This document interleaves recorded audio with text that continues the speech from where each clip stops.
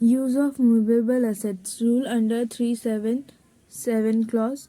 तो इसमें हमारा क्या है, जितने जो भी अगर कोई एम्प्लॉयर अपने एम्प्लॉय को कोई असेट दे रहा है, वो उन असेट्स के अलावा जिनका हम प्रोविज़न पढ़ चुके हैं, जिनका प्रोविज़न बना हुआ है पहले से, उनके अलावा अगर कोई असेट दे रहा है मूवेबल एसेट्स में हो गए हमारे लैपटॉप, कंप्यूटर एंड कोई भी अप्लायंस अगर वो दे रहा है, ठीक है, तो उसके ऊपर, जैसे अगर लैपटॉप, मोबाइल्स, फोन्स, वो तो हमारे वो होते हैं, होली एग्जेम्प्ट होते हैं, ठीक है।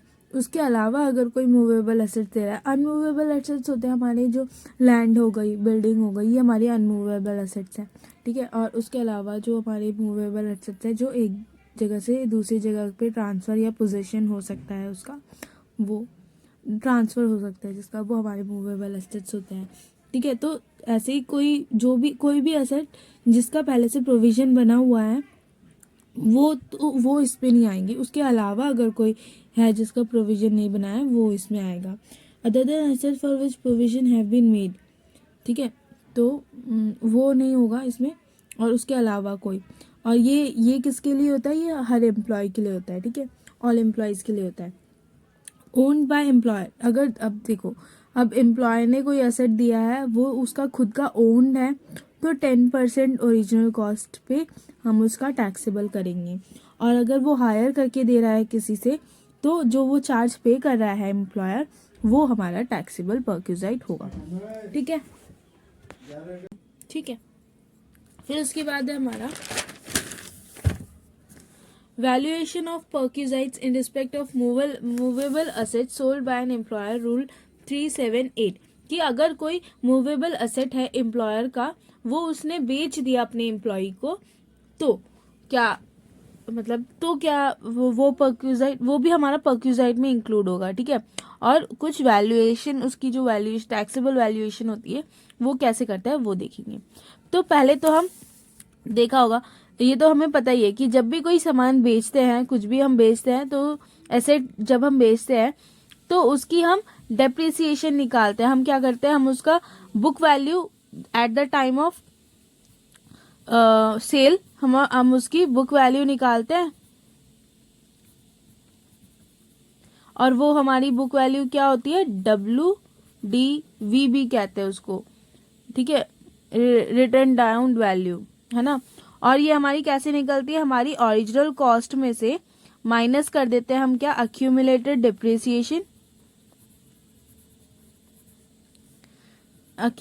डेप्रिसिएशन माइनस करते हैं, तो हमारी ये WDV निकल आती है, book value at the time of sale, है ना। फिर उसमें से अगर हम क्या करते हैं, इसको हम फिर कॉस्ट से कंपेयर, जो हमारी सेल प्राइस है उससे कंपेयर करते हैं। अगर सेल प्राइस हमारी ज़्यादा होती है और WDV से ज़्यादा होती है हमारी सेल प्राइस, तब हमें प्रॉफिट होता है, और WDV से अगर कम होती है तो हमें लॉस होता है ना। और इक्वल हो तो नो प्रॉफिट नो लॉस होता है ना।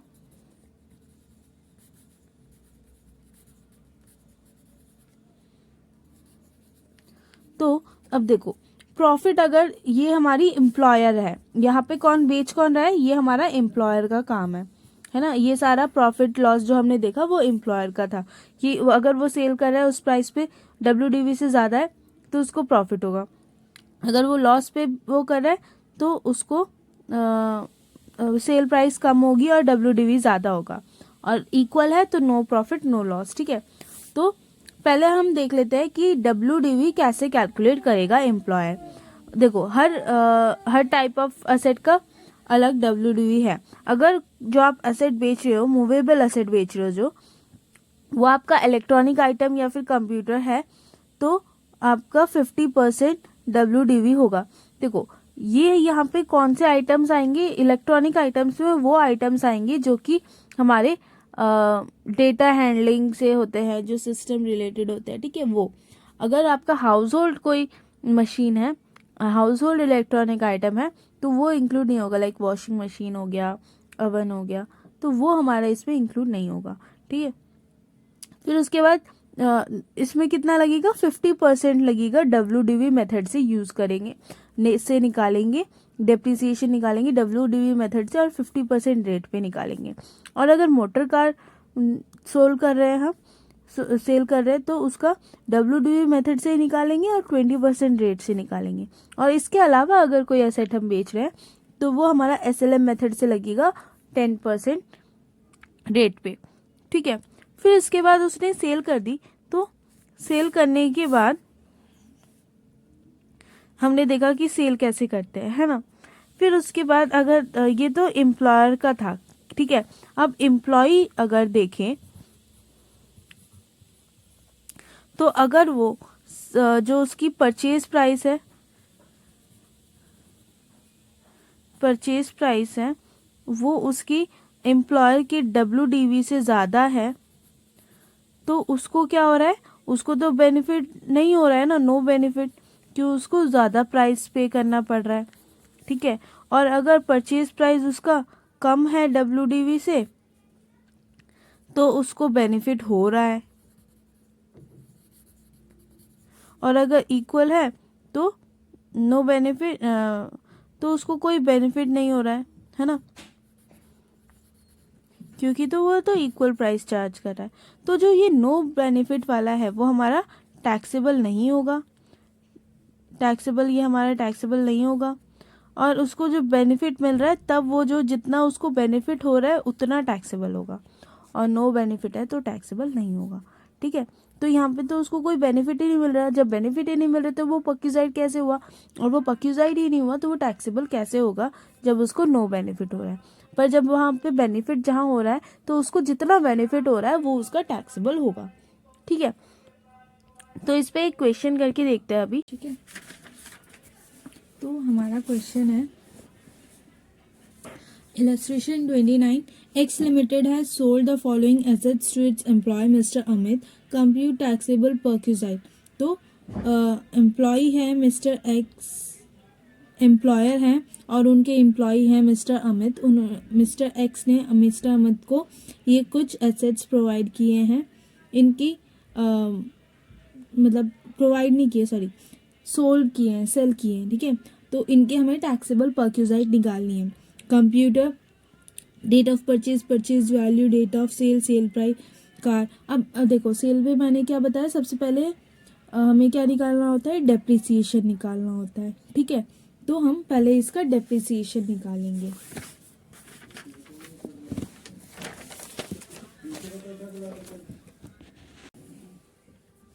तो सबसे पहले हमें क्या करना है, सबसे पहले हमें WDV निकालना है। तो WDV पहले हम किसका निकालेंगे, सबसे पहले हम निकालेंगे कंप्यूटर का, ठीक है। सबसे पहले हमें कंप्यूटर गिवन है, और कंप्यूटर लिया कब था, 1/7/2018 से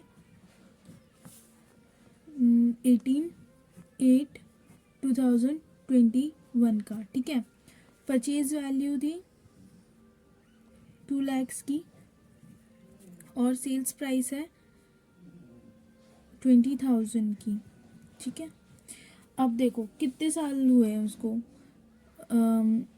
1/7/2018 से 18/8/2021 तक, तो 7/2019 1 ईयर, 7/2020 2 ईयर, 7/2021 3rd ईयर, ठीक है। 3 साल और 1 महीने।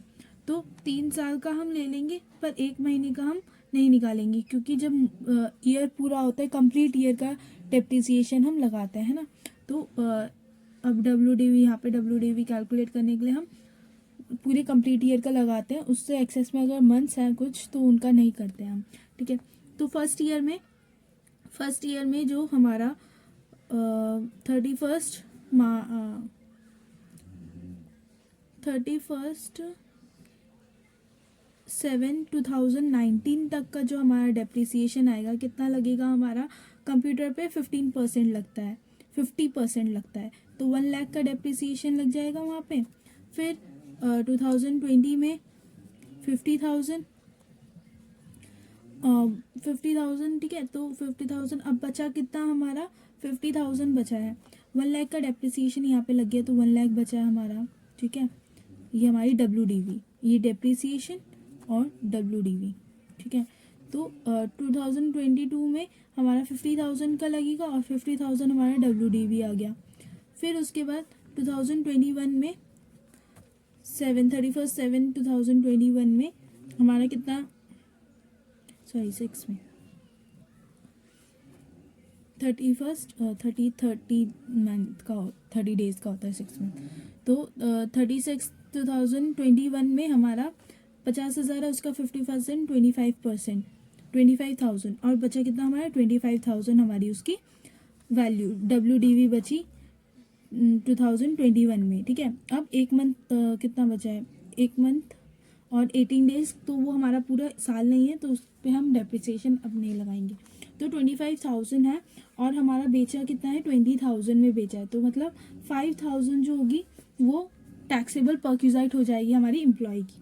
ठीक है, ये सारा जो WDV निकाल रही है वर्किंग नोट पे निकालते हैं। फिर उसके बाद हमारा सेकेंड है हमारा कार हमारी कितनी की थी, कार हमारी 1/4/2019 से 1/3/2022 तक की थी और 3,50,000। ठीक है, तो 1/4/2019 2020 4/2020, ठीक है, 4/2021 एंड थर्ड साल की हमारी नहीं लगेगी क्योंकि हमारा 4th मंथ अभी तक आया नहीं है, तीसरे मंथ पे हो गया, एक साल भी कम है तो भी हम उस पर डेप्रिसिएशन नहीं लगाएंगे, तो यहाँ पे 2 साल की लगेगी। तो फर्स्ट 2019 से 2020 पे 3 लाख कार पे हमारा कितना डेप्रिसिएशन लगता है, 20% डेप्रिसिएशन लगता है। तो 3 लाख का 20% कितना होगा,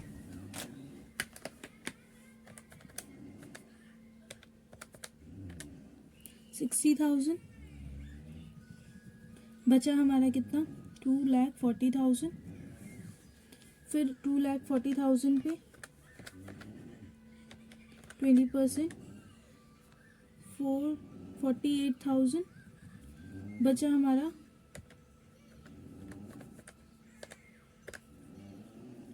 1,92,000। तो 1,92,000 हमारा WDV आया और इसको हमने सेल कितने पे किया है 50K पे, तो उसको कितने का बेनिफिट हुआ -50,000, 1,42,000 का उसको बेनिफिट हो रहा है। ठीक है, तो साइड में लिख लेते हैं यहाँ पे, ठीक है, बाद में जब हम आंसर करेंगे तो सही रहेगा। 1,42,000 और फिर उसके बाद हमारा टेलीविज़न,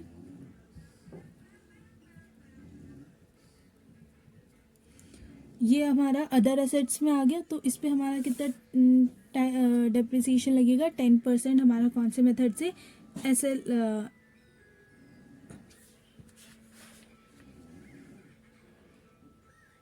SLM मेथड से।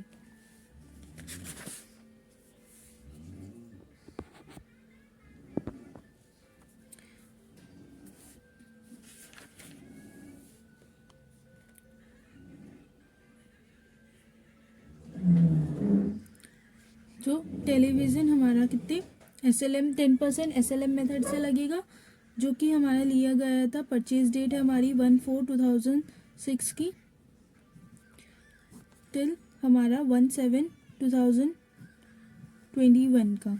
तो हमारे कितने साल हो गए 1/4/2007, 1/4/2008, 1/4/2000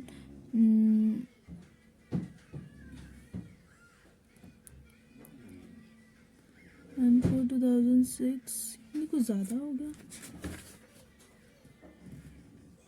सॉरी टेलीविज़न का नहीं, सोफ़ा, ये सॉरी मैं डेट गलत हो गया। ये 1/4/2016 से 1/4/2021 का है, 1/4/2021, 1/4/2006 से 1/4/2021 का 50,000 और बेच रहा है वो 2,000 में। ठीक है, तो 10% डेप्रिसिएशन लगेगा। 10% कितना हुआ इसका 50,000 का 10% हो गया हमारा 5,000। 5,000 हमारा, तो 2017, 2018, 2019, 2020 और 2021 पूरे साल है।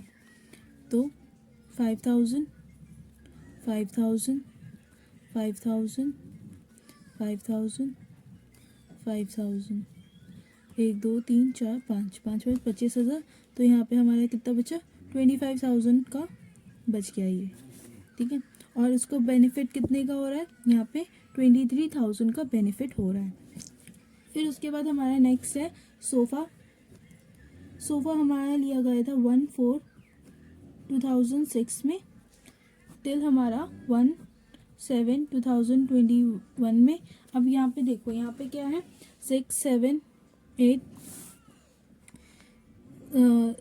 4 7 4 8 4 9 4 10 4 11 4 12 4 13 4 15 4 16 17 18 19 20 21।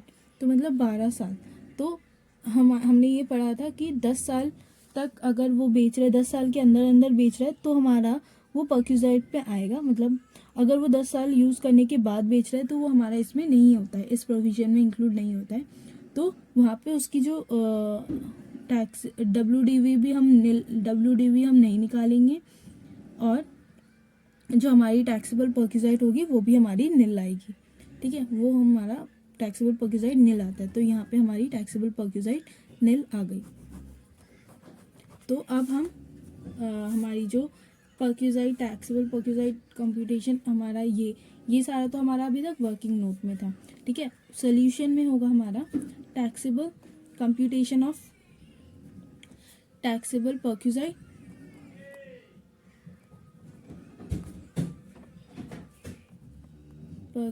इन द हैंड्स ऑफ जो एम्प्लॉय है हमारा। एम्प्लॉय कौन है हमारा? अमित। और कौन सी ईयर में हम कर रहे हैं? 2022 असेसमेंट ईयर लिखते हैं हम, ठीक है। प्रीवियस ईयर, अगर तुम प्रीवियस ईयर कर रहे हो तो तुम्हारा इनकम किस में होगा? उसकी नेक्स्ट वाले ईयर में पे हो रहा है, असेसमेंट ईयर, ठीक है। और प्रीवियस ईयर तो 2020-21 का हम कैलकुलेशन यहाँ पे देखो, यहाँ पे हम किसका कैलकुलेशन करें? 21 से 22 के बीच में जो भी है हमारा उसका टैक्सेबल। देखो ये कौन से प्रीवियस ईयर में आता है? 21-22 प्रीवियस ईयर में आता है, और असेसमेंट ईयर हमारा हो रहा है यहाँ पे 22-23, ठीक है। प्रीसीडिंग ईयर की इनकम को हम नेक्स्ट ईयर में कैलकुलेट टैक्सेबल करते हैं, ठीक है। तो यहाँ पे हमारा कार का रिटर्न डाउन वैल्यू हमारा कितना आया था? 25,000, और उसकी सेल वैल्यू है 20,000। तो हमारी टैक्सेबल परक्यूजाइट हम हो जाएगी यहाँ पे 5,000। वैसे ही ये कंप्यूटर का कार का हमारा रिटर्न डाउन वैल्यू 1,92,000, और सेल वैल्यू हमारी यहाँ पे 50,000। तो टैक्सेबल होगी हमारी 1,42,000। और टेलीविज़न हमारा रिटर्न डाउन वैल्यू आया था 25,000, सेल वैल्यू थी 2,000, और टैक्सेबल हो गया हमारा 23,000। फिर सोफ़ा हमारा निल जाएगा, क्योंकि उसकी WDV भी हम नहीं निकालेंगे, ठीक है। और सेल वैल्यू उसकी थी 5,000 की, ठीक है। तो अब इसका टोटल कर देंगे तो हमारा कितना आएगा? 1,050,4567 1,72,000 टैक्सेबल परक्यूजाइट उसका निकल आएगा, ठीक है।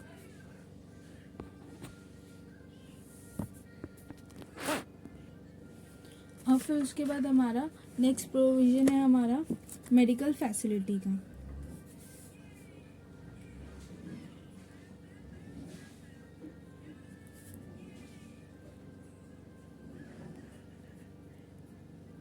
जो कि हमारा होता है सेक्शन 17(2) सब सेक्शन 2 में, ठीक है। इसको हम बुक से पढ़ेंगे, ठीक है।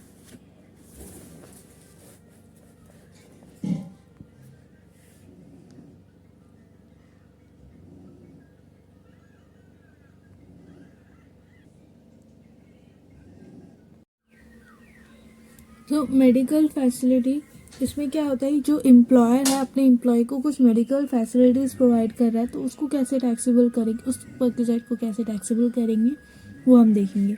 तो पहला है, अगर आपको मेडिकल फैसिलिटी इंडिया में प्रोवाइड करी जा रही है वो, और दूसरा हमारी इंडिया के बाहर प्रोवाइड करी जा रही है वो। तो जो इंडिया के अंदर प्रोवाइड करी जा रही है उसमें क्या है, medical facility provided to the employee और his family in a hospital, clinic, dispensary और nursing home maintained by employee. अगर एम्प्लॉयर की खुद की कोई हॉस्पिटल है, क्लिनिक है, डिस्पेंसरी है, नर्सिंग होम है, तो उसमें अगर वो कोई मेडिकल फैसिलिटी प्रोवाइड कर रहा है अपने एम्प्लॉय को तो वो हमारी फुल्ली एग्जेम्प्टेड होगी, ठीक है। सेकेंड हमारा reimbursement of medical bill of employee और हिज फैमिली। अगर कोई एम्प्लॉय को जो एम्प्लॉयर है रीइम्बर्स कर रहा है उसके मेडिकल बिल की, जो कि कोई ऐसा हॉस्पिटल जो कि गवर्नमेंट या लोकल अथॉरिटी मेंटेन कर रही हो, या कोई हॉस्पिटल जो कि गवर्नमेंट ने अप्रूव करी है एम्प्लॉय के लिए, अपने एम्प्लॉय के लिए, तो यहाँ पे क्या है, गवर्नमेंट एम्प्लॉय है, ठीक है। तो उसको अगर रिम्बर्समेंट मिल रही है उसके मेडिकल बिल की तो वो हमारी फुल्ली एग्जेम्प्टेड होगी, ठीक है। Payment reimbursement by employer of medical expenses incurred by an employee on himself, his family, is hospital which is approved by CCIT। अगर कोई मेडिकल एक्सपेंसेस है जो कि एम्प्लॉय ने इंकर किए हैं अपने लिए या अपनी फैमिली के लिए किसी हॉस्पिटल में, उसको, और वो जो डिजीजेस जो भी उसने मेडिकल एक्सपेंसेस किए हैं वो किस डिजीज पे किए हैं जो कि कोई CCIT ने अप्रूव कर रखे हो, like cancer, TB, AIDS etcetera. ऐसे अगर कोई प्रेस्क्राइब डिजीजेस है जो कि CCIT ने अप्रूव कर रखे हैं, उनका अगर वो रीइंबर्समेंट करवा रहा है अपने एम्प्लॉयर से तो वो भी हमारा फुल्ली एग्जेम्प्टेड होगा, ठीक है। अब इस पे क्या ज़रूरी है कि जो एम्प्लॉय है उसको इनकम के साथ, रिटर्न ऑफ इनकम के साथ अटैच करना है क्या, जो सर्टिफिकेट उसको हॉस्पिटल से प्रोवाइड किया जाएगा कि हाँ इस प्रेस्क्राइब डिजीजेस से रिलेटेड है, उसका जो हॉस्पिटल एक्सपेंसेस है वो सारी इससे रिलेटेड है, प्रेस्क्राइब डिजीजेस से रिलेटेड है, वो उसको सर्टिफिकेट अटैच करना होगा। और उसको जितना अमाउंट उसने, बिल अमाउंट होता है जो उसने पे किया है वो उसको उस पर अटैच करना होगा, तब जाके उसको इस पर एग्जाम्पशन मिलेगी। अगर वो ऐसा नहीं कर पाता तो उसको वो टैक्सेबल हो जाएगा, ठीक है। Group medical insurance mediclaim obtained by the employer for his employee. अगर एम्प्लॉय ने अपने एम्प्लॉय के लिए कोई ग्रुप मेडिकल इंश्योरेंस बना रखा है तो वो भी हमारा फुल्ली एग्जेम्प्टेड होगा, उसके तहत हमारा फुल्ली एग्जेम्प्टेड होगा। Any reimbursement by employer of any insurance premium paid by the employee for insurance of his health और health of any member of his employee. तो अगर कोई एम्प्लॉयर किसी एम्प्लॉय के इंश्योरेंस प्रीमियम पे कर रहा है, इंश्योरेंस प्रीमियम को पे कर रहा है या उसके रिइंबर्समेंट करवा रहा है तो वो भी हमारा फुल्ली एग्जेम्प्टेड होगा। वो किस लिए कि मतलब इंश्योरेंस प्रीमियम जो कि हेल्थ से रिलेटेड हो, ठीक है, एम्प्लॉय के या फिर उसके किसी फैमिली मेंबर्स के हेल्थ से रिलेटेड हो तो वो, ठीक है। अब अगर कोई फिक्स्ड मेडिकल अलाउंस वो दे रहा है एम्प्लॉय तो वो हमारा पूरा का पूरा टैक्सेबल होता है। फिक्स्ड अगर अमाउंट है कि इतना आपको मिलेगा तो वो हमारा पूरा टैक्सेबल होता है, ठीक है। फिर उसके बाद हम बात करते हैं हमारे medical facility provide outside India. तो अगर वो कोई मेडिकल फैसिलिटी दे रहा है जो कि आउटसाइड इंडिया दे रहा है तो उसमें क्या होता है, उसमें 3 चीज़ें होती है, medical expenditure, cost of stay abroad और कॉस्ट ऑफ ट्रैवल। कि पहला तो मेडिकल एक्सपेंडिचर, मेडिकल मतलब ट्रीटमेंट के लिए कितना खर्चा लगा उसको, और अब्रॉड जाने में कितना खर्चा लगा, कॉस्ट ऑफ ट्रैवल, और अब्रॉड में रहने में कितना खर्चा हो रहा है वो कॉस्ट ऑफ स्टे।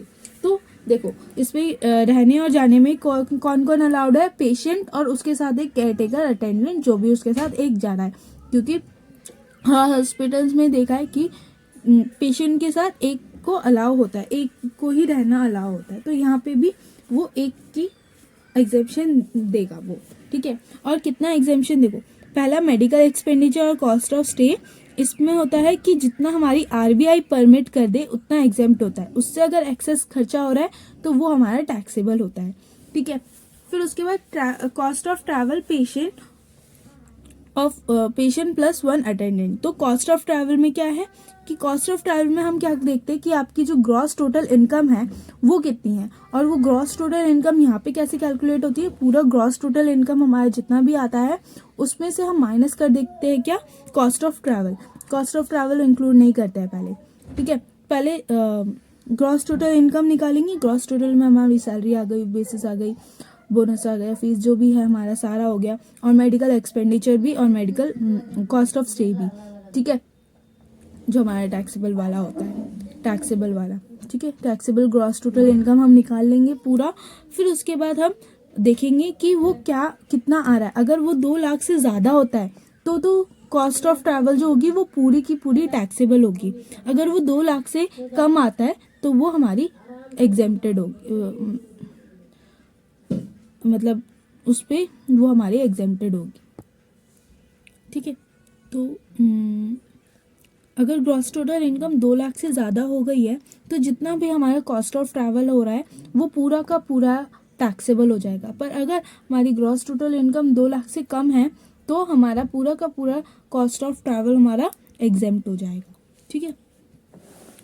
फिर उसके बाद देखते हैं कि फैमिली में कौन कौन आता है। यहाँ पे फैमिली में spouse, children of the individual, spouse है, चिल्ड्रन है इंडिविजुअल की, चाहे वो इंडिपेंडेंट हो या डिपेंडेंट हो, दोनों आएंगे, ठीक है।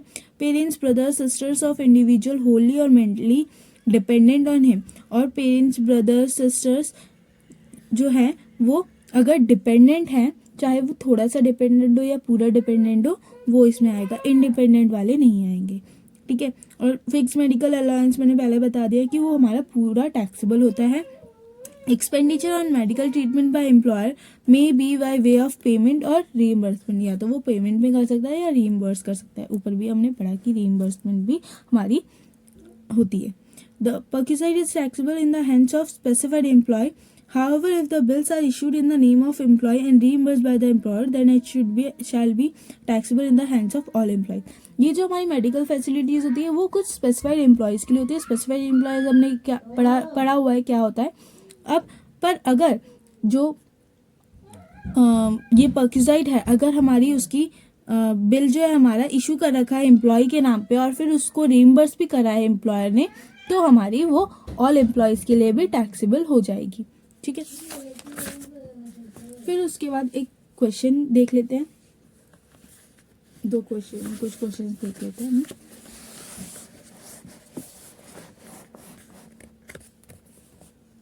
तो क्वेश्चन है, find taxable amount of perquisite in the following cases.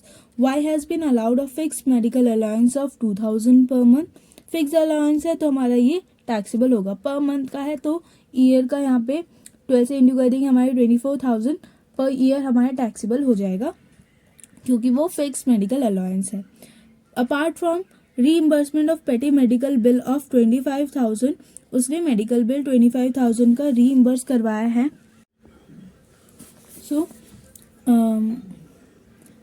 देखो 25,000 उसका यहाँ पे हमारा टैक्सेबल हो जाएगा क्योंकि कोई इन्फॉर्मेशन, अदर इन्फॉर्मेशन हमारी गिवन नहीं है कि कौन सा एम्प्लॉय है या एम्प्लॉयर का खुद का है, नहीं है, और कोई प्रेस्क्राइब डिसीजेज का भी हमारा सर्टिफिकेट नहीं है यहाँ पे, तो इसको हम टैक्सेबल मान लेंगे।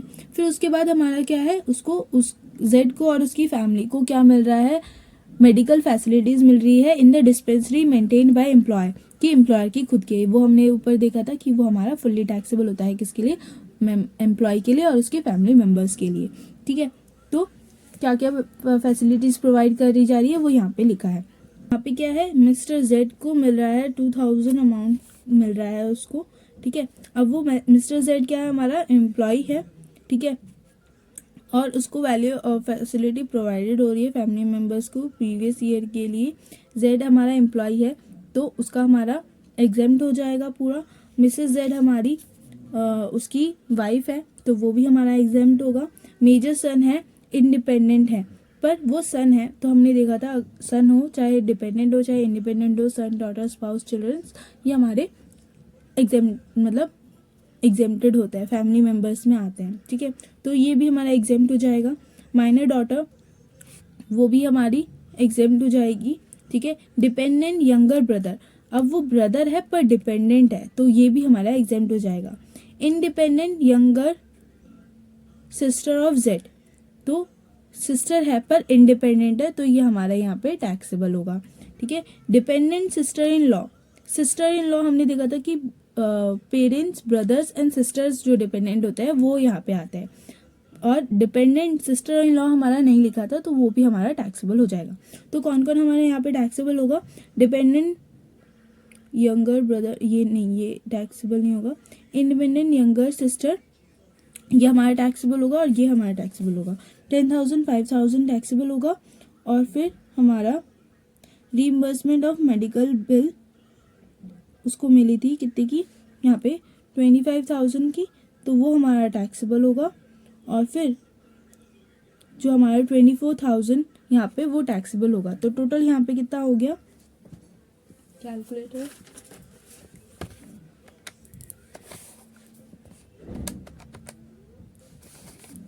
फर्स्ट का हमारा 24,000 हो गया, सेकंड का हमारा हो गया 10,000 प्लस 5,000 प्लस 25,000, 40,000 हमारा सेकंड का टैक्सेबल हो गया, ठीक है। ठीक है, तो फिर हम नेक्स्ट क्वेश्चन देखते हैं। नेक्स्ट क्वेश्चन हमारा, Himalaya limited reimburses the following expenditure और medical treatment of the son of an employee Karan, the treatment was done at UK. तो ये हमारा फैसिलिटी प्रोवाइडेड आउटसाइड इंडिया वाला है, ठीक है। तो वहाँ पे उसको ट्रैवलिंग एक्सपेंसेस कितनी हो रही है, 1,50,000। तो देखो ट्रैवलिंग एक्सपेंसेस हमारा एग्जेम्प्ट होगा या नहीं होगा, ये हम देखने के लिए क्या कहते हैं, हमें क्या करना पड़ता है, कैलकुलेट करना पड़ता है। और 2 लाख की लिमिट है, अगर उससे एक्सीड करती है तो हमारा टैक्सेबल होता है, नहीं होती है तो हमारा एग्जेम्प्टेड होता है। Stay expenses at UK permitted by RBI 45,000, expenses actual expenses 70,000। Stay expenses हमारा आरबीआई ने परमिट किया है 45,000 का, और एक्चुअल एक्सपेंसेस हमारी 70,000 की हुई, तो 45,000 हमारा एग्जेम्प्ट हो जाएगा, उससे जो एक्सेस में हुआ है वो हमारा टैक्सेबल हो जाएगा। तो एक्सेस में हमारा कितना हुआ है, 5,000 एंड 25,000 हमारा टैक्सेबल परक्यूजाइट यहाँ पे निकल आएगा, ठीक है। फिर उसके बाद medical expenses permitted by 50,000, actual expenses 70,000। तो यहाँ पे एक्सेस में हमारे 20,000 है, यहाँ पे हमारा 20,000 टैक्सेबल हो जाएगा। Compute the taxable perquisite of the assessment year 2020-23 in the hands of Karan if his annual salary before considering medical facility perquisite was 1,50,000 and 2 lakh. 1,50,000 and 2 lakh की हमारी 2 सैलरी बता दी है। अब इसके हिसाब से हमें ये जानना है कि हमारी ट्रैवल एक्सपेंसेस क्या होंगी, टैक्सेबल होंगी या एग्जेम्प्टेड होंगी। तो हमारी देखो उसकी annual income 1,50,000 taxable annual income हमें पहले से ग्रॉस टोटल इनकम हमें दी हुई है, एनुअल इनकम दी हुई है 1,50,000 एंड 2 लाख, ठीक है। फिर उसमें हम क्या ऐड करेंगे, हमारे medical facilities, taxable medical facilities and taxable stay cost perquisite, ठीक है। तो मेडिकल एक्सपेंडिचर परक्यूजाइट हमारी कितनी टैक्सेबल है, 20,000 टैक्सेबल है हमारे मेडिकल वाली, और 25 टैक्सेबल हमारी स्टे कॉस्ट वाली। तो केस 1 में अगर हम इनको इंक्लूड करें और तो क्या आएगा हमारा 1,95,000 आएगा, और केस 2 में अगर हम इसको ऐड करें तो हमारा केस 2 वाले में 2,45,000 आएगा। तो जो हमारा केस 2 है वो हमारा क्या कर रहा है, मतलब ज़्यादा हो रहा है, हमारे 2 लाख से एक्सीड कर रहा है। तो ये यहाँ पे हमारी जो ट्रैवलिंग कॉस्ट होगी वो पूरी की पूरी टैक्सेबल होगी, 1,15,000 की हमारी पूरी टैक्सेबल होगी। यहाँ पे वो एक्सीड नहीं कर रहा है, तो यहाँ पे वो हमारा पूरा 1,15,000 एग्जेम्प्ट हो जाएगा, ठीक है। तो अब हम हमारी टैक्सेबल परक्यूजाइट की वैल्यू निकालेंगे। तो टैक्सेबल परक्यूजाइट हमारा मैंने बताया था मेडिकल एक्सपेंडिचर केस 1 में और केस 2 दोनों में। तो मेडिकल एक्सपेंडिचर हमारा 20,000 टैक्सेबल होगा, और स्टे कॉस्ट हमारी 25,000 टैक्सेबल होगी। ट्रैवल कॉस्ट हमारा केस 1 में एग्जेम्प्ट होगा पूरा, और केस 2 में हमारी पूरी की पूरी टैक्सेबल होगी। तो ये हमारा केस 1 में आ गया हमारा 25,000 45,000 आ गया, और केस 2 में हमारा 1,15,000 हमारा पूरा टैक्सेबल है, 1,50,000 एंड 45,000 14 एंड 15 हमारा 1,60,000 हमारा यहाँ पे टैक्सेबल परक्यूजाइट आ गया। ठीक है,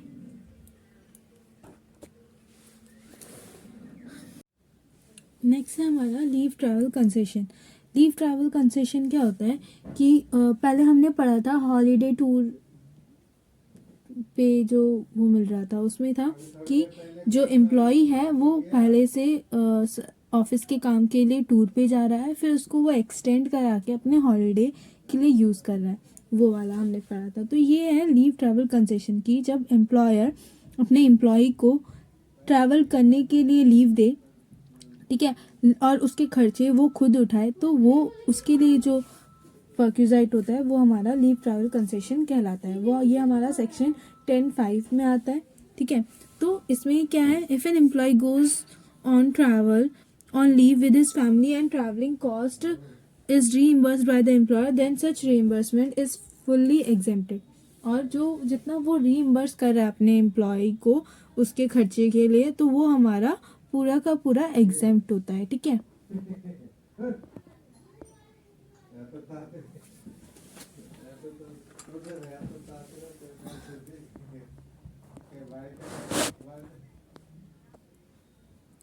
इसमें हमारे क्या है, देखो जो जर्नी हो रही है वो कौन सी सर्विस के टाइम पे अगर कोई ट्रैवल कंसेशन दे रहा है वो होगा। ठीक है, या फिर आफ्टर रिटायरमेंट भी हमारा जो जर्नी अगर वो कोई परफॉर्म कर रहा है जिसका रीइंबर्समेंट हमारा एम्प्लॉयर कर रहा है, वो भी हमारा इसमें आएगा। एम्प्लॉयर में भी प्रेजेंट और फॉर्मर, अगर रिटायरमेंट वाला है तो वो तो फॉर्मर हुआ, और सर्विस के टाइम पे तो वो प्रेजेंट हुआ। ठीक है, फिर उसके बाद journey must be performed to any place within India. सिर्फ इंडिया के अंदर वाले इसमें इंक्लूड होंगे, आउटसाइड इंडिया वाले नहीं होंगे। ठीक है, in case journey was perform to various places together, ये वाला मैं बाद में बताती हूँ। Employee may or may not be a citizen of India. Employee जो होता है वो इंडिया का सिटीजन भी हो सकता है और नहीं भी हो सकता है। Stay cost is not exempt. अगर कोई इसमें हमारा सिर्फ ट्रैवल का कॉस्ट ही एग्जेम्प्ट होगा। ठीक है, स्टे कॉस्ट हमारी एग्जेम्प्ट नहीं होगी। ठीक है, फोर्थ हमारा कि अगर हम कोई फोर्थ पॉइंट है, in case journey was perform to various places together, कि बहुत सारी प्लेसेस पे एक साथ वो मतलब पहले दिल्ली गया घूमने, फिर दिल्ली से राजस्थान गया घूमने, फिर दूसरे देश गया, बंगाल गया घूमने, तो जो हमारी इसमें तब हम क्या करेंगे, प्लेस 1 2 3 4 5। ठीक है, तो जो लास्ट जगह, पहली जगह से लास्ट जगह वो जहाँ घूमने गया उसकी जो रूट होगी, उसका जो ट्रैवलिंग शॉर्टेस्ट रूट जो होगा उसका ट्रैवलिंग कॉस्ट यहाँ पे लिया जाएगा। ठीक है, The exemption is limited to the extent of cost of journey from place of origin to the farthest point reached by the shortest route।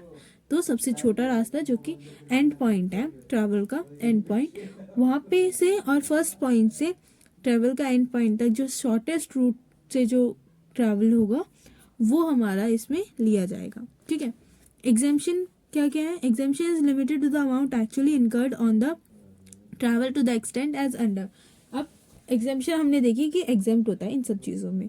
ठीक है, अब कि जो एग्जेम्पशन है वो उसकी लिमिट कितनी मिलेगी, तो अगर जो जर्नी परफॉर्म करी जा रही है बाय एयर परफॉर्म करी जा रही है, तो वहाँ पे मैक्सिमम एग्जेम्प्ट हम दे सकते हैं कितना, एयर की इकोनॉमिक क्लास की जो शॉर्टेस्ट रूट, सबसे छोटे रास्ते का जो इकोनॉमिक क्लास का जितना फेयर होगा उतना हम एग्जेम्प्ट कर सकते हैं। उससे ज़्यादा अगर आपका खर्चा हो रहा है तो वो आपका टैक्सेबल होगा। बाय रेल हो रहा है तो एयर कंडीशन फर्स्ट क्लास की कर सकते हैं हम। ठीक है, when the place of origin and destination is connected by rail but journey is performed by any other mode of transport, अगर आपको जहाँ जाना है वहाँ पे आप रेल से जा सकते थे, आपके पास रेल से जाने की सुविधा थी, डेस्टिनेशन तक जाने की, ओरिजिन से डेस्टिनेशन तक जाने की रेल की सुविधा थी, पर आप फिर भी अलग कोई मोड ऑफ ट्रांसपोर्ट लिया है, तो हम क्या एग्जेम्प्ट, कहाँ तक एग्जेम्प्ट करेंगे, जितना आपका बाय रेल वाला है। एयर कंडीशन की फर्स्ट क्लास की जितनी फेयर प्राइस होगी उतना आपको एग्जाम्प्ट मिलेगा, उससे ज़्यादा आपको टैक्सेबल हो जाएगा। When the place of origin and destination is not connected by rail, अगर आपकी प्लेस ऑफ ओरिजिन और डेस्टिनेशन की जो आपको जहाँ जाना है वो अगर कनेक्शन आपका रेल से नहीं हो रहा है, तो जो भी आपकी, तो वहाँ पे दो केसेस है। पहला कि where a recognised public transport system exist, तो क्या वहाँ पे कोई और other transport publication recognised transport public transport exist करता है और या तो नहीं करता है। तो अगर वो एग्जिस्ट करता है तो क्या होगा, उस ट्रांसपोर्ट का फर्स्ट क्लास या फिर डीलक्स क्लास का जो फेयर होगा वो हम उतना एग्जेम्प्ट होगा। और अगर नहीं करता है तो क्या करेंगे, amount equivalent to air condition first class fare for the distance of the journey by the shortest routes as a journey had been performed by rail. Rail वाला हम ले लेंगे, शॉर्टेस्ट रूट का रेल वाला हम यहाँ पे एग्जेम्प्ट करेंगे, ठीक है। फिर उसके बाद कुछ नोट्स हैं हमारे इससे रिलेटेड, वो तो इसमें क्या है, अगर आप कोई जर्नी, फर्स्ट पॉइंट है नोट की, अगर आप कोई जर्नी परफॉर्म ही नहीं कर रहे तो आप भी एग्जाम्पशन नहीं ले सकते, उसके लिए आपको एक्सपेंस, जर्नी रिलेटेड एक्सपेंसेस करने पड़ेंगे, तभी आप इसकी एग्जाम्पशन ले सकते हैं, ठीक है, वरना वो टैक्सेबल होगा। फिर उसके बाद इसमें कुछ ब्लॉक पीरियड्स डिटरमाइंड होते हैं। इसमें ये बोलते हैं कि आप 4 साल के अंदर 2 जर्नी कर सकते हैं, ठीक है, 4 साल का ब्लॉक पीरियड बनता है और उन 4 सालों के अंदर आप 2 जर्नी कर सकते हैं।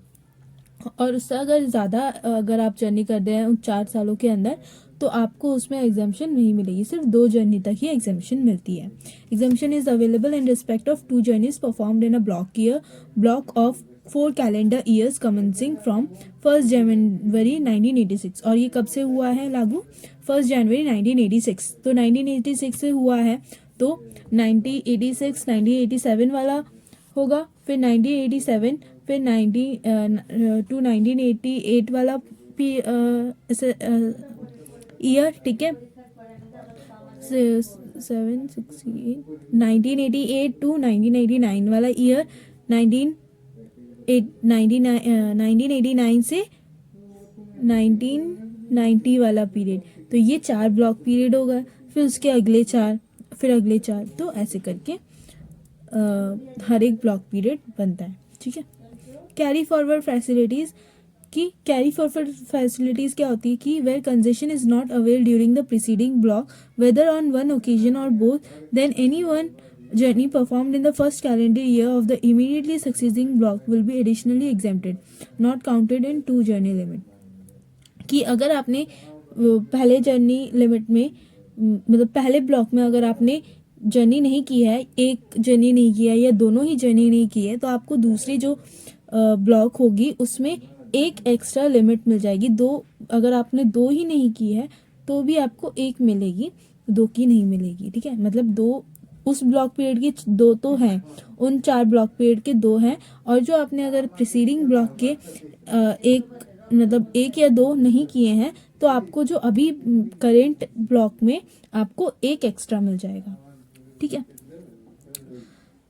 एग्जाम्पशन मतलब फैमिली हियर मीन्स स्पाउस, और ये जो कैरी फॉरवर्ड फैसिलिटीज है जब वो सिर्फ प्रीसीडिंग ईयर की है। अगर आपने एक ब्लॉक में, फर्स्ट ब्लॉक में 2 यूज़ नहीं किए, 1 यूज़ करा, ठीक है, फिर दूसरे ब्लॉक में आपने उस ब्लॉक के 2 यूज़ कर लिए और इसका 1 और नहीं यूज़ करा, ठीक है, तो और फिर तीसरे ब्लॉक में आपने फिर जो आपका जो आपने दूसरे वाले के जो थे उनके 2 कर लिए पर पहले वाला का 1 नहीं किया, तो आपको फिर दोबारा उसका नहीं मिलेगा, मतलब जो एक बीच में रह गया उसके आगे वाले का वो नहीं मिलेगा, ठीक है। तो बस सिर्फ प्रीसीडिंग ब्लॉक का ही मिलता है। Family here means spouse and children of the individual, parents, brothers, sisters of the individual who are wholly mainly dependent on him, ठीक है। तो ये वाला तो हमारा मेडिकल फैसिलिटी जैसा सेम है। Restriction on number of children, Exemption can be claimed for any number of children born on or before 1998. In addition, exemption is available only for 2 children born before or born on और after 9/10/1998. मतलब देखो 1/10/1998 से पहले अगर कोई born हुआ है तो उनको तो हर किसी पे लिमिट थी, ठीक है. वहाँ पे तब एग्जेम्पशन नहीं था, मतलब ये नहीं था कि नंबर ऑफ चिल्ड्रन का होगा. पर उसके बाद सिर्फ 2 पे मतलब उसके बाद वाले अगर कोई बॉर्न हुआ है तो उसमें सिर्फ 2 को एग्जेम्पशन मिलेगी. अगर उससे पहले का बॉर्न है और आप पे डिपेंडेंट है, मतलब आप वैसे चिल्ड्रन तो इंडिपेंडेंट हो डिपेंडेंट हो दोनों ही आते हैं, तो उसका आपको एग्जेम्पशन अभी भी मिल जाएगा चाहे वो जितने भी नंबर ऑफ चिल्ड्रंस हो. पर उसके बाद वाले में सिर्फ 2 को ही मिलेगा. However children bound out of multiple birth after the first child will be treated as one child.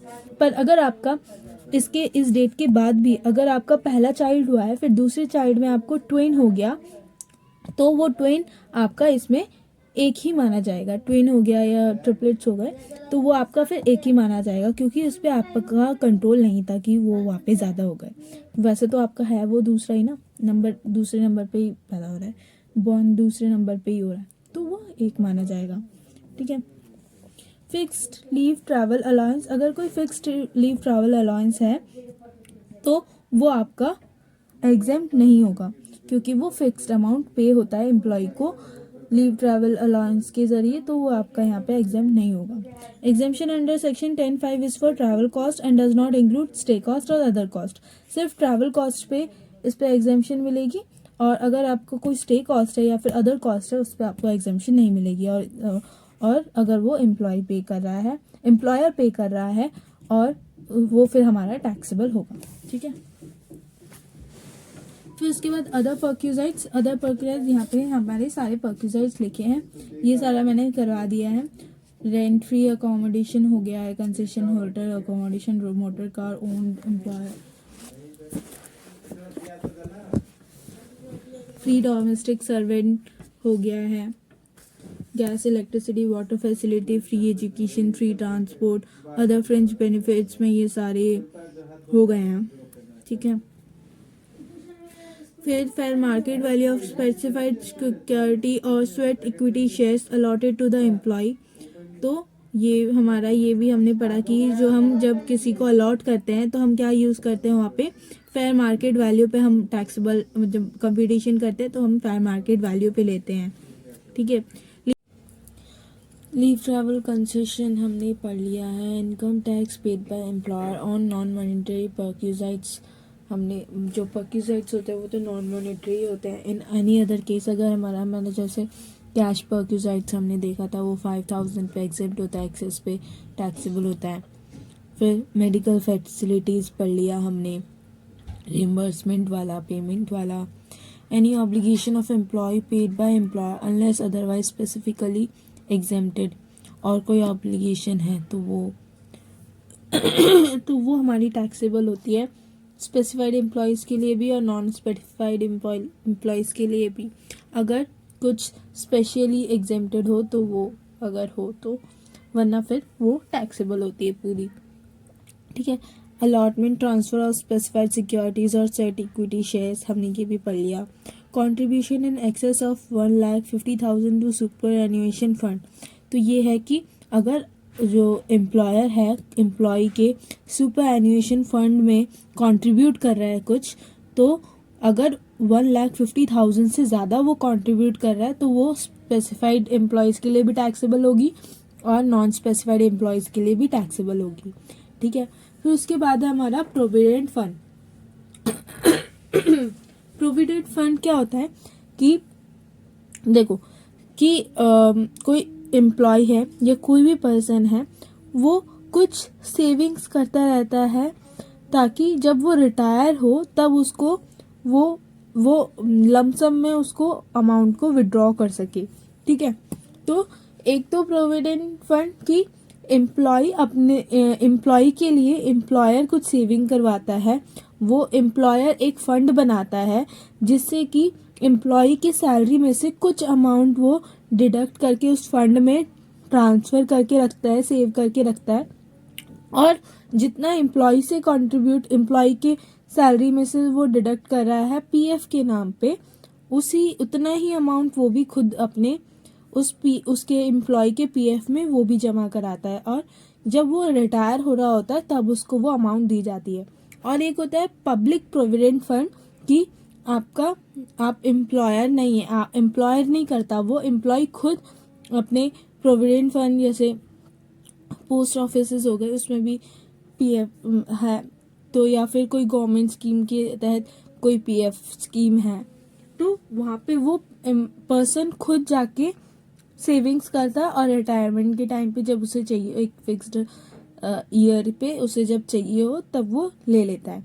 ठीक है, तो वो हमारा प्रोविडेंट फंड है, कि कुछ फंड इन्वेस्ट करते जाना और उसको रिटायरमेंट के टाइम पे उसको उठाना। ठीक है, तो अब प्रोविडेंट फंड हमारे 4 टाइप्स के होते हैं। पहला हमारा स्टैट्यूटरी प्रोविडेंट फंड, ये हमारी जब एम्प्लॉयर हमारा गवर्नमेंट एम्प्लॉयर हो और हमारी गवर्नमेंट एम्प्लॉय हो। ठीक है, तो वो जो गवर्नमेंट एम्प्लॉयर होता है, गवर्नमेंट इंस्टीट्यूशंस में जो प्रोविडेंट फंड होता है वो स्टैट्यूटरी प्रोविडेंट फंड होता है। रिकॉग्नाइज प्रोविडेंट फंड की वो हमारा एक स्कीम, मतलब ऐसा स्कीम जो कि हमारे employees provident fund and miscellaneous provision act 1952 के अंदर रजिस्टर्ड हो, रिकॉग्नाइज्ड हो। ठीक है, और इसमें क्या होता है कि employing less than 20% can also join employing 20 और मोर पर्सन, की 20% हमारे एम्प्लॉय होते हैं, उनके लिए ये एम्प्लॉयर प्रोविडेंट फंड होता है। ठीक है, 20% या उससे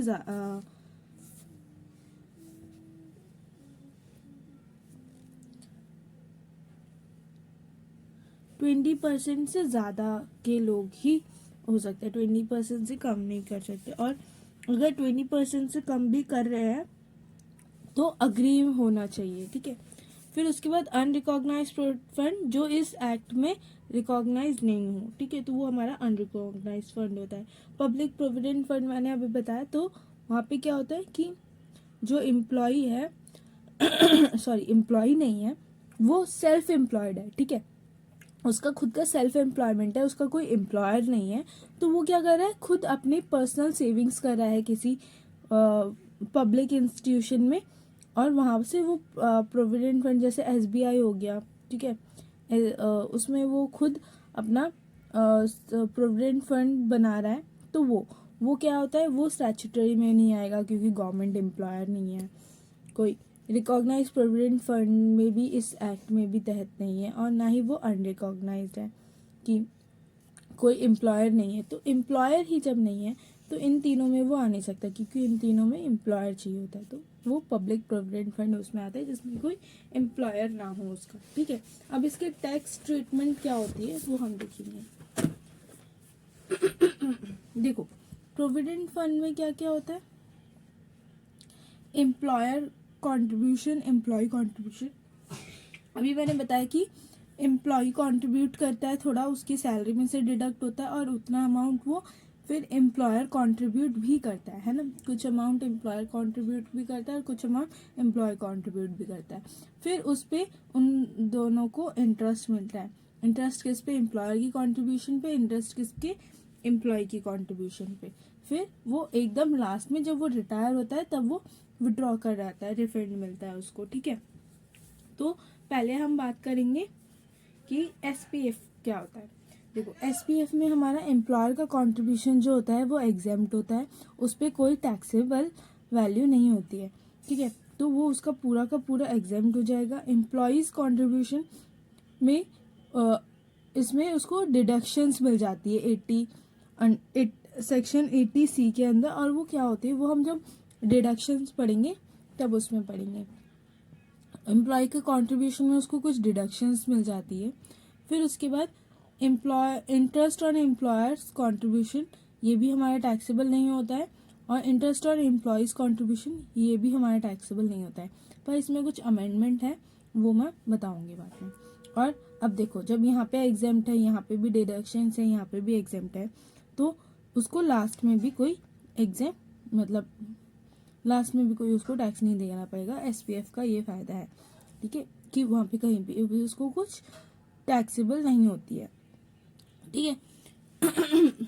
फिर उसके बाद हमारा आरपीएफ में हमारी जो एम्प्लॉयर्स की कंट्रीब्यूशन होती है, उसमें वो कहता है कि एम्प्लॉय की कंट्रीब्यूशन देख लेते हैं पहले। तो वो तो पहले हमारी डिडक्शन होती है, डिडक्शन सब में ही होती है, ठीक है, कि उसको डिडक्शंस मिल जाएगी, जितना भी वो कंट्रीब्यूट कर रहा है उसको बाद में ग्रॉस टोटल इनकम के बाद उसको डिडक्शंस मिल जाएंगी, ठीक है। नहीं सॉरी, ग्रॉस टोटल इनकम के बाद नहीं, उसको बाद में डिडक्शंस मिल जाएंगी, ठीक है। फिर उसके बाद एग्जेम्प्ट 12% सैलरी की एम्प्लॉयर का कंट्रीब्यूशन, अगर जो एम्प्लॉय कंट्रीब्यूट कर रहा है वो अगर उसके सैलरी का 12% है, सैलरी के 12% तक वो अगर एम्प्लॉय कंट्रीब्यूट कर रहा है तो उसको एग्जेम्पशन मिल जाएगी। पर उससे ज़्यादा अगर वो कंट्रीब्यूट करेगा तो उस पर उसको टैक्स देना पड़ेगा, ठीक है, एक लिमिट के हिसाब तक उसको है। और यहाँ पे सैलरी कौन सा होता है, वो एचआरए वाली, जिसमें basic plus DA forming part वाला, मतलब रिटायरमेंट बेनिफिट वाला, प्लस हमारा commission on turnover with fixed percentage, है ना। तो वो वाली हमारी यहाँ पे सैलरी मतलब सैलरी निकालने के लिए यहाँ पे वो वाली फॉर्मूला यूज़ करते हैं। फिर उसके बाद इंटरेस्ट ऑन एम्प्लॉयर्स कॉन्ट्रीब्यूशन, कि जो एम्प्लॉयर का कंट्रीब्यूशन है वो भी हमारा यहाँ पे एग्जेम्प्ट हो जाएगा। एग्जेम्प्ट कब तक, 9.5% तक, 9.5% पर एनम के इंटरेस्ट रेट पे एग्जेम्प्ट हो जाएगा। उससे ज़्यादा अगर इंटरेस्ट रेट आएगा तो वो हमारा टैक्सेबल है, ठीक है। और फिर इंटरेस्ट ऑन एम्प्लॉय कंट्रीब्यूशन, इसमें भी 9.5% ही है, पर कुछ और एक और थोड़ी अमेंडमेंट है, वो भी मैं बताऊंगी, ठीक है। और फिर उसके बाद हमारा यहाँ पे जो आरपीएफ में जब हम लमसम करते हैं, विड्रॉल करते हैं रिटायरमेंट वाले पे, रिटायरमेंट के टाइम पे, तो वहाँ पे अगर तुम्हारा एम्प्लॉय, अगर आप रिटायर कर रहे हो 5 साल कंटिन्यूएशन सर्विस देने के बाद रिटायर कर रहे हो, तो आपको टैक्स नहीं देना पड़ेगा, वहाँ पे वो टैक्सेबल नहीं होगी आपकी, ठीक है, लमसम। पर अगर आपने 5 इयर्स कंप्लीट नहीं किए और वो कंप्लीट ना करने पे आपका खुद का कंट्रोल था, तो फिर आप वहाँ पे आपको टैक्सेबल हो जाएगी। और अगर आपका कंट्रोल नहीं था, कंप्लीट नहीं कर पाए, पर किस रीज़न से जो आपके कंट्रोल में नहीं थी, जैसे कि अगर आप बीमार पड़ गए हों, या फिर एम्प्लॉयर का बिजनेस ही ख़त्म हो गया हो, या फिर कोई और रीज़न जो कि हमारे एम्प्लॉय के कंट्रोल में नहीं थी, ठीक है, तो वो हमारा वहाँ पे उसको एग्जेम्प्ट कर दिया जाएगा पूरा। Employee has resigned before completion of 5 years and joined other organization who also maintains provident fund and his fund balance with current employees transfer to the new employer। और क्या रीज़न हो सकता है कि आपने एक कंपनी के पास आप काम कर रहे थे, वहाँ पे आपका आरपीएफ था, ठीक है, और वो आपने 5 साल कंप्लीट नहीं किया, फिर भी आप दूसरे एम्प्लॉय के पास चले गए और वो भी रिकॉग्नाइज प्रोविडेंट फंड ही कंटिन्यू वो भी चला रहा है, उसके पास भी है, और आपका जो पहले ओल्ड एम्प्लॉयर का जो आपका आरपीएफ था वो ट्रांसफ़र कर दिया आपके न्यू एम्प्लॉय के उसमें, तो फिर आपको वहाँ पे भी आपको एग्जेम्प्ट मिल जाएगी। फिर उसके बाद the entire balance standing to the credit of the employees transfer to his account under new pension scheme as referred to under section 80cc।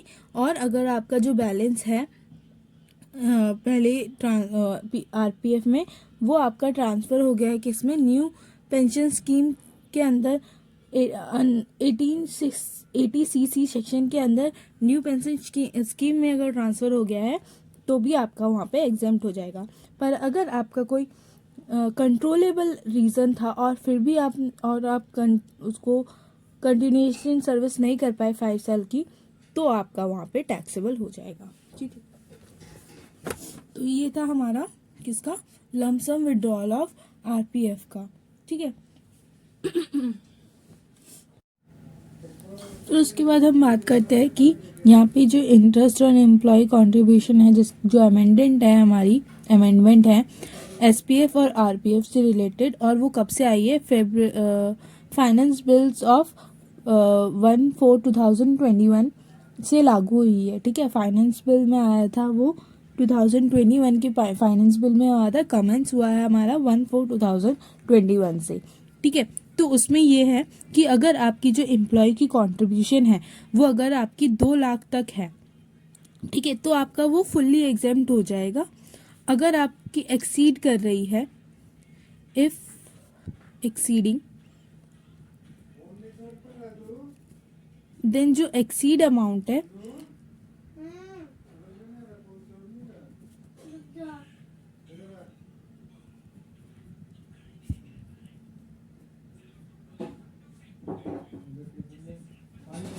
तो जो एक्सीड कर रही है, जो अमाउंट, जितनी अमाउंट एक्सीड कर रही है वो हमारी फुल्ली टैक्सेबल है। अगर आपकी 2,50,000 आपकी एम्प्लॉय की कंट्रीब्यूशन बन रही है तो उस पर इंटरेस्ट आपको 2 लाख तक एग्जेम्प्ट होगा, और जो 5,000 पे जो इंटरेस्ट आएगा वो हमारा फुल्ली टैक्सेबल होगा। फिर उसके बाद हमारा यूआरपीएफ क्या होता है, हमारा अनरिकॉग्नाइज्ड प्रोविडेंट फंड। तो अनरिकॉग्नाइज्ड प्रोविडेंट फंड में हमारा एम्प्लॉयज़ कंट्रीब्यूशन, इसमें कोई डिडक्शन नहीं मिलती, क्योंकि ये हमारा प्रोविडेंट फंड में रिकॉग्नाइज्ड ही नहीं है। तो टैक्सेबल इनकम, टैक्सेबल डिपार्टमेंट भी हमारा बोलता है कि हम तो तुम्हें जानते ही नहीं है ना, तो वो भी, उसमें भी कोई डिडक्शन नहीं मिलती है उन्हें। अब यूआरपीएफ है, जब वो रिकॉग्नाइज्ड ही नहीं है तो उन्हें टैक्स टाइम पे भी उन्हें नहीं पता कि एम्प्लॉय ने कोई कंट्रीब्यूशन दिया या नहीं दिया, तो इसमें भी हमारा कोई टैक्स नहीं लगता। ठीक है, एग्जाम की बात तो तब आएगी ना जब वो टैक्सेबल के लिए अप्लाई होगा, पर यहाँ पे वो टैक्सेबल ही नहीं होता है। ठीक है, वैसे ही हमारा इंटरेस्ट भी यहाँ पे टैक्सेबल नहीं होता है, नॉट।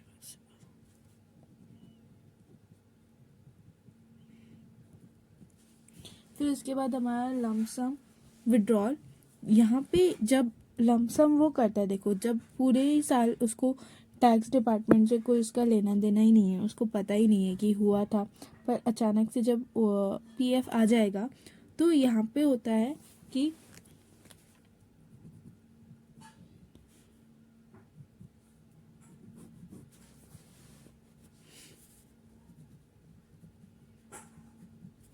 यहाँ पे जब वो क्या क्या क्या लमसम में जब वो उठा रहा है तो क्या क्या मिल रहा है उसको, एम्प्लॉय कंट्रीब्यूशन मिल रहा है, एम्प्लॉयर कंट्रीब्यूशन मिल रहा है, फिर उसका इंटरेस्ट मिल रहा है, इंटरेस्ट किसका, एम्प्लॉय वाला, और इंटरेस्ट किसका, एम्प्लॉयर वाला। ठीक है, तो यहाँ पे जो उसका एम्प्लॉय कंट्रीब्यूशन होता है वो हमारा नॉन टैक्सेबल होता है, क्योंकि उसने उसका जो पैसा है वही तो उसको वापस मिल रहा है ना, तो यहाँ पे वो नॉन टैक्सेबल होगा।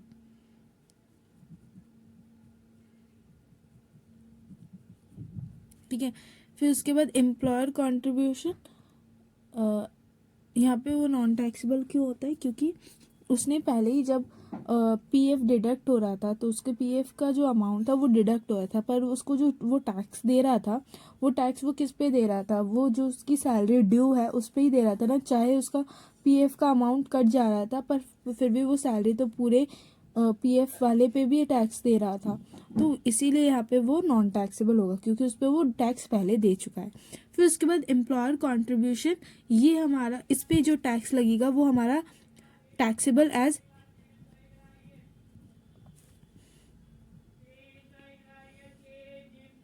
सैलरीज के अंदर टैक्सेबल होगा, सैलरी हेड के अंदर टैक्सेबल होगा।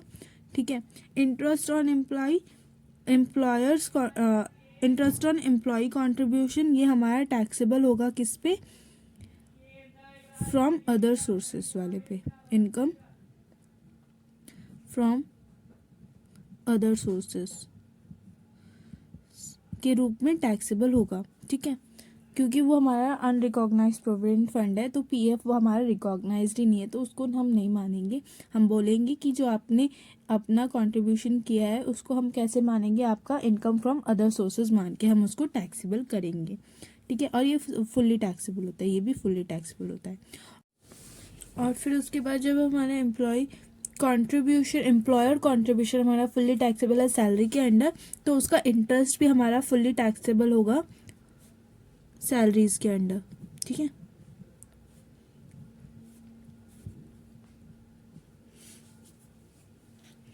तो ये था हमारा पीएफ वाला प्रोविडेंट फंड का टैक्स ट्रीटमेंट।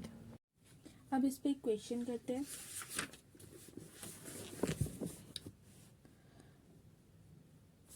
ये हमारा mister x has the following salary structure: basic पे 10,000 per month, commission fix 2,000, dearness allowance 1,000, entertainment allowance 2,000. If X contributes 20,000 to provident fund, employer also makes a matching contribution. Compute gross salary of if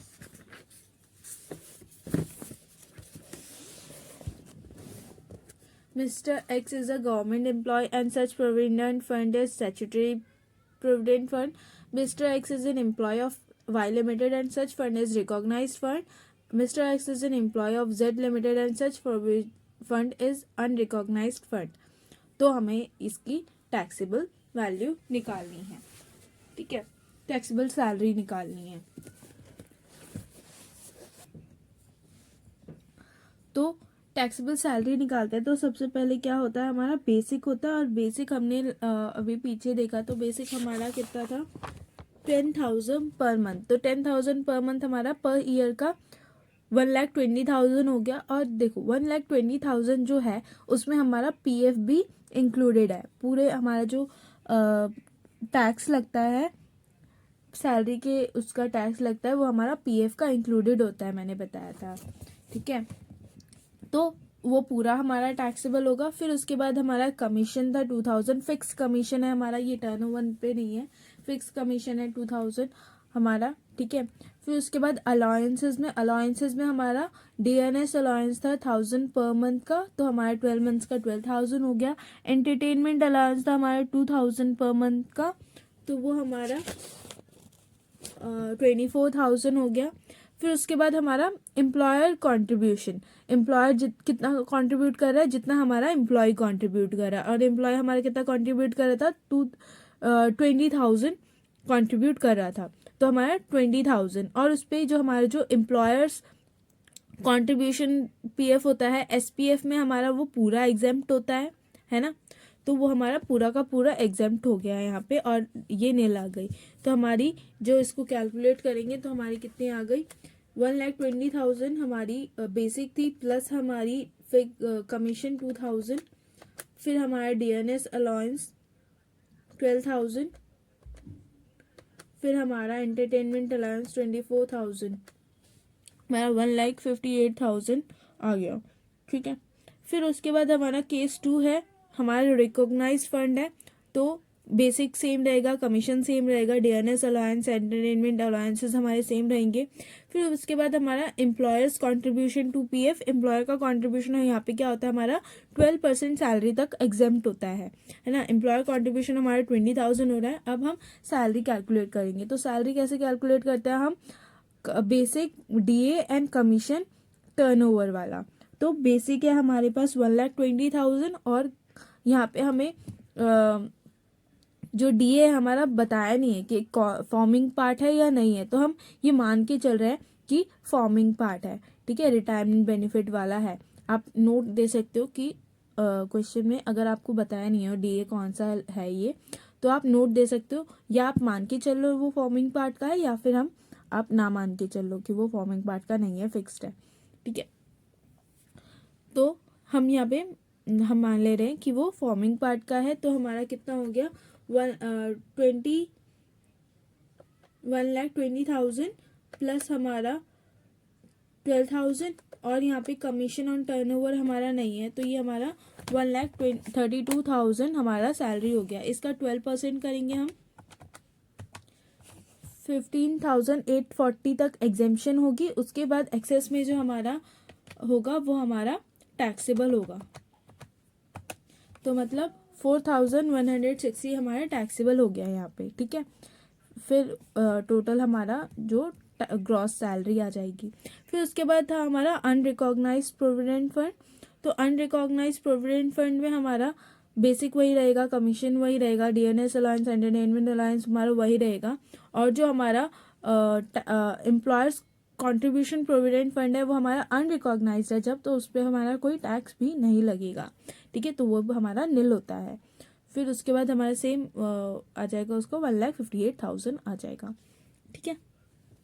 फिर उसके बाद हमारे next topic है transferred balance conversion to URPF to RPF. कि पहले हमारा URPF था, फिर उसके बाद हमने उसको आरपीएफ में चेंज कराया, तो हम उसकी कैसे कैलकुलेशन करते हैं।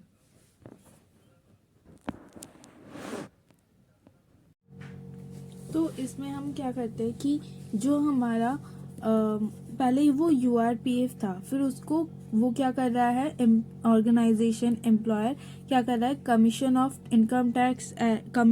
इनकम टैक्स से वो रिकॉग्निशन अप्रूव करवा रहा है, ठीक है। तो तब हम क्या करते हैं कि हम पहले देखते हैं कि कितने साल का यूआरपीएफ था, ठीक है, पुराना यूआरपीएफ था। तो वो यूआरपीएफ अगर वो आरपीएफ होता तो उसके हिसाब से हम उसका बैलेंस लेते हैं, अक्यूमुलेट बैलेंस निकालते हैं, फिर उसको हम ट्रांसफर करते हैं अपने आरपीएफ के फंड में, ठीक है, उस अमाउंट को ट्रांसफर करते हैं। तो इसका हम जानेंगे, मतलब ये हम समझेंगे क्वेश्चन करते हुए, ठीक है। तो ये क्वेश्चन है illustration 33, mister Sharma has been appointed as an accountant of ABC limited as on 1/4/2019.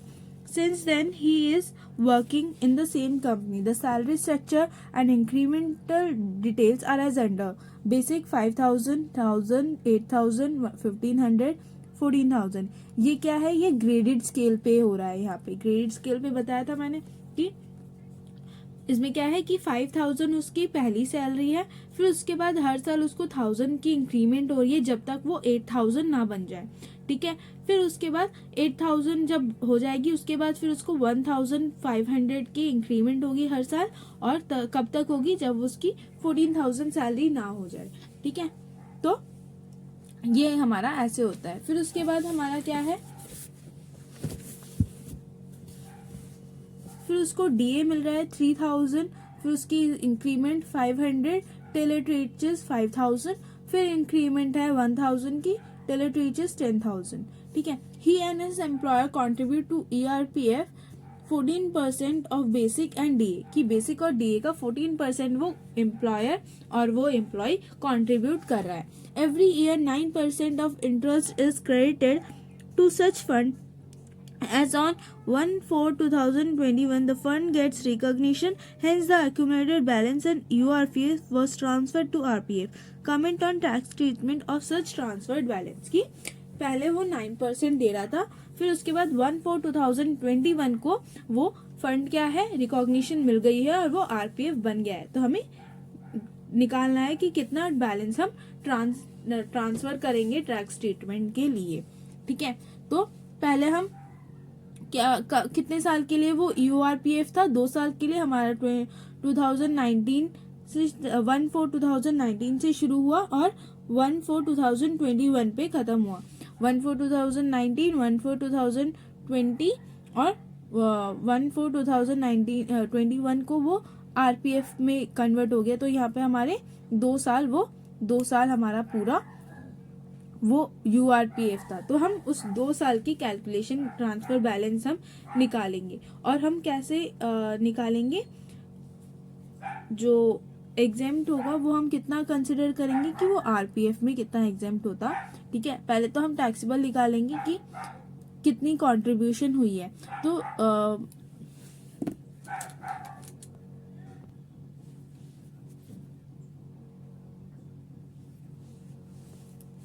तो उसकी सैलरी कितनी थी, 2019 में उसकी सैलरी थी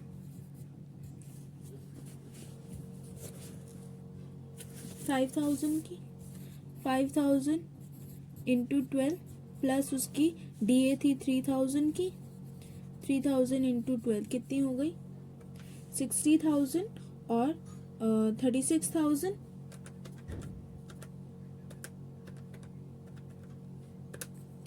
96,000 और एम्प्लॉयर कंट्रीब्यूट कितना हो रहा है? 14% कंट्रीब्यूट हो रहा है ना? और 14% कंट्रीब्यूट हो रहा है। इसमें हमारी जो टैक्सेबल होती है वो तो हमारी एम्प्लॉय की कंट्रीब्यूशन तो वो पहले ही टैक्सेबल हो चुकी है ना? एम्प्लॉयर की कंट्रीब्यूशन हम निकालेंगे, एम्प्लॉय की कंट्रीब्यूशन तो हमारी बेसिक में ही टैक्सेबल हो जाती है। और पीएफ में कितना टैक्सेबल करना होता है? हमें एम्प्लॉयर को कंट्रीब्यूशन टैक्सेबल करना होता है उस ईयर में, पर्टिकुलर ईयर में, है ना? तो 96,000 का 14% कितना होगा?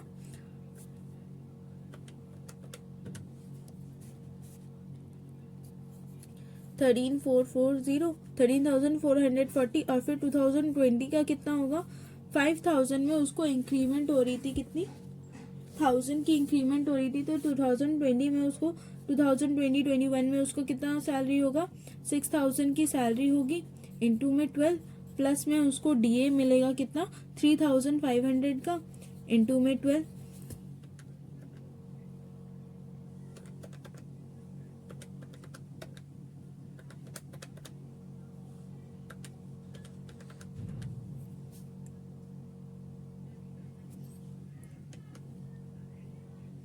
$72,000 और 3,500 का इंटू में 12, 42,000। तो ये हमारा हो गया 1,14,000। अब उसका 40% कितना होगा? इसका 14% हमारा 5,960, 15,960 ये हमारा एम्प्लॉयर कंट्रीब्यूशन आ गया। ठीक है, अब मैंने बताया था कि हम कैसे टैक्सेबल कैसे कैलकुलेट करेंगे कि अगर वो यूआरपीएफ की जगह आरपीएफ होता तो जो अमाउंट निकलेगी वो हम ट्रांसफर करते हैं, है ना? तो अगर वो आरपीएफ होता तो क्या होता है, इस पे हमें क्या होती? एग्जेम्पशन मिलती। और एग्जेम्पशन कितनी मिलती? सैलरी का 12%। तो सैलरी कितनी है हमारी? पहले वाले की 2019 में हमारी सैलरी थी 96,000, उसका 12% कितना होगा? 96,000 का 12% हमारा 11 माइनस 11,520 माइनस 11,520 हमारा 12% निकलेगा। तो 12% जितना एग्जेम्प्ट होगा, बाकी का जो 2% का अमाउंट है वो हमारा टैक्सेबल हो जाएगा। माइनस में हमारा 13,440, तो ये हमारा 1,920 हमारा 2019 का टैक्सेबल ट्रांसफर होगा आरपीएफ में। और 2020-21 का कितना टैक्सेबल जाएगा? हमारा 1,14,000 का 12%, 1,14,000 का 12% होगा 13,680। तो एक्सेस अमाउंट हमारा टैक्सेबल जाएगा माइनस 15,960, 2,080, इसका 2,080 और इसका 9,020। तो ये हमारा हो गया 23 32 एंड 42,000 सॉरी 4,200 हमारा टैक्सेबल ट्रांसफर होगा। कि अब हमारे जो ईयर आया है हमारा 21-20 में, प्रीवियस ईयर 21-22 में ये हमारा टैक्सेबल होगा। ठीक है, प्रीवियस ईयर मतलब उसकी as a income previous year 2020, 21, 22 के इनकम के तहत वो टैक्सेबल होगा कितना? हमारा 4,200। और फिर प्लस में हमारा अगर और जो फिर उसके बाद देखो, ये तो हमारा टैक्सेबल होगा 2021 में हमारा ये वाला हमारा टैक्सेबल होगा। फिर उसके बाद जो 2021 और 2021 का जो 22 का जो एम्प्लॉयर कॉन्ट्रीब्यूशन फंड आएगा वो भी हमारा टैक्सेबल होगा। और वो हमारा टैक्सेबल तो हो गई कि इसमें हमारा जो भी हमारा सैलरी होगा वो हम कैलकुलेट करेंगे, वो फिर उसमें वो भी इंक्लूड होगा और उसके साथ साथ ये भी इंक्लूड होगा। ठीक है, अब मतलब पहले का भी टैक्सेबल ट्रांसफ़र होगा और अभी का भी टैक्सेबल होगा। ठीक है।